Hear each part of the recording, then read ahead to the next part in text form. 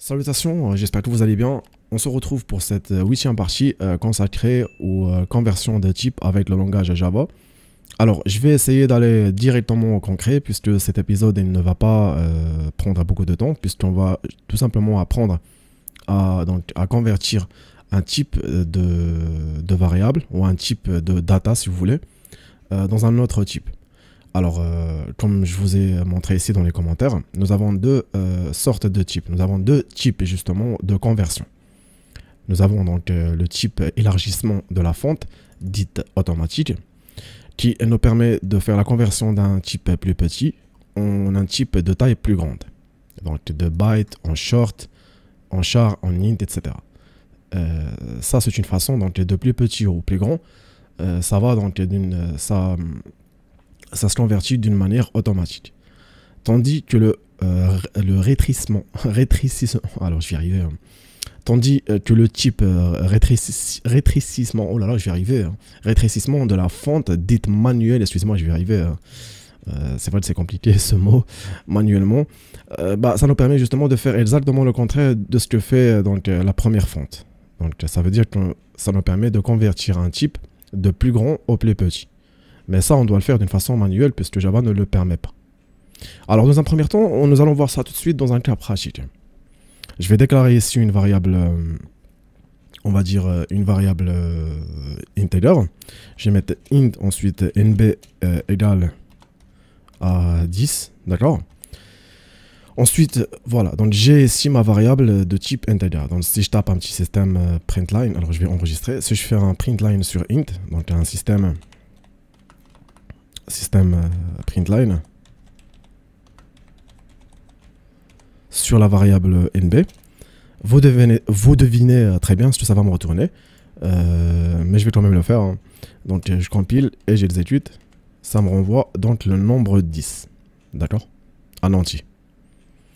Alors disons qu'un peu plus tard j'aimerais le convertir.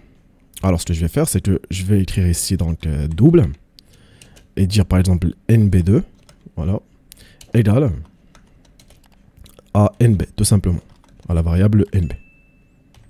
Et je referme avec un point virgule. Et ensuite, je vais faire appel à la classe système en mettant un println sur la variable nb2. Tac. Voilà. Jusqu'à maintenant, je pense que tout est clair pour vous, hein. Si je compile, vous voyez très bien que le integer maintenant est devenu un nombre, une variable de type double. Admettons que je vais essayer de faire le contraire. Donc je vais déclarer ma deuxième variable ici, double ici, donc double, var égale donc 10.5 par exemple. Tac. Voilà. Donc si je fais ça et que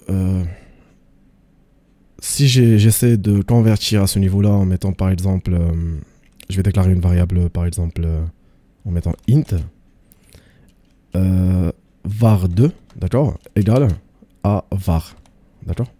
Si je fais ça, eh bien ça ne va pas fonctionner puisque voilà, Java me renvoie une petite erreur en me disant que ce n'est pas possible de convertir un double en integer, d'accord.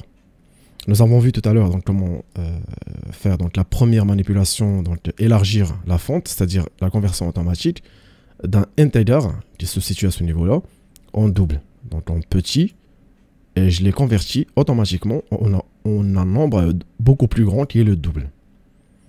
Ensuite, ce que j'essaie de faire ici avec var, c'est que je prends un double, donc ici, donc, on va dire de rétrécir, j'essaie de rétrécir le nombre de double en integer, ce qui n'est pas possible de manière automatique.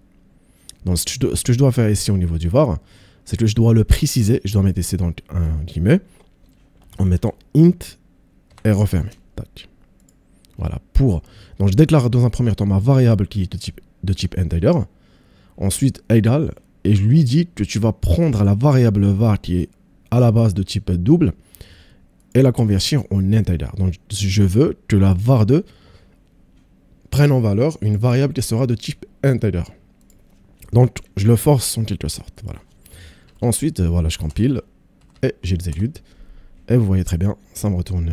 alors, excusez-moi, alors nb2. Ensuite, je fais donc tac, et ensuite var2. D'abord var, et ensuite var2. Tac.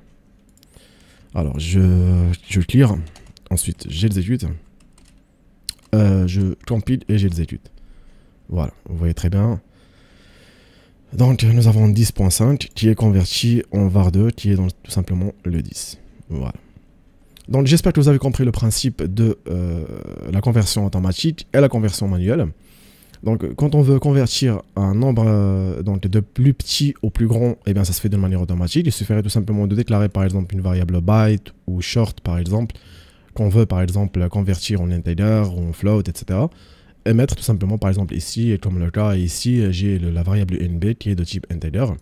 Et ici, bah, je la convertis tout simplement, je prends une deuxième variable à ce niveau-là. Et que je lui dis, voilà, je déclare une variable double. NB2, elle va prendre en valeur le NB, qui est le 10, et elle sera de type double à la fin. Ça se fait d'une façon automatique. Tandis que la conversion manuelle, ce qui veut dire que si je veux convertir un chiffre beaucoup plus grand qu'un chiffre... si je veux convertir un chiffre plus grand en chiffre plus petit, je suis obligé de le spécifier à ce niveau-là. Par exemple, ici, j'ai déclaré ma variable var, elle a comme valeur 10.5, et si je lui demande de affecter la valeur de var à la variable var2 qui est de type tout simplement int. Mais je dois le préciser ici. Je dois lui dire tu dois tu dois la convertir d'une manière manuelle. Donc je veux qu'elle soit de type int. Au char par exemple.